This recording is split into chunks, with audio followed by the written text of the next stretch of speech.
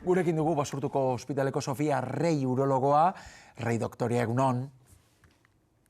Bai, egunon guztioi. Bueno, zalantza sortu zaiguna. Baiketa, ikerketa berri honekin, ze motatako datuak aterako diren, zertarako balioko duen?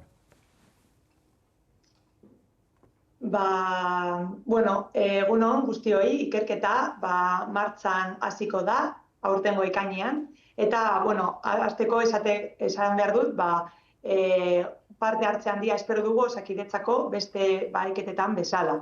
Eta piloto ikerketa bat da, eta lortuko ditugun emaitzekin ebaluatu nahi dugu ea Euskadiko biztanleria osoaren baeketa egin daitekeen era progresibo batean.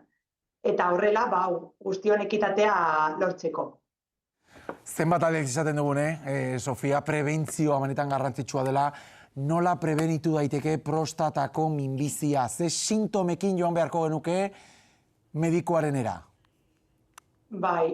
Prebenitzeko, minbizi gehienetan bezala, prostata minbizia prebenitzeko, bizimodu osasuntsua eraman behar da.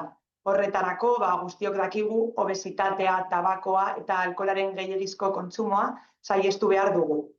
Gainera, baita ere, gaixotasun kardiobaskularrak prebenitu behar ditugu.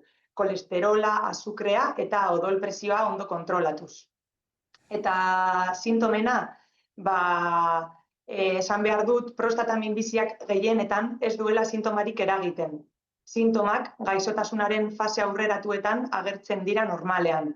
Eta adibidez, hezurretako mina edo odol jarioa gernuan agertu daiteke. Horregatik, da hain garrantzitsua gaixotasuna garaiz harrapatzea. Hortxe baeketa martxan eta horrek ere lagunduko digu batez ere, datu gehiago izaten da bizi kalitatea hobetzen. Sofia Rei, eskerrik asko, besarkada bat. Zuei, agur.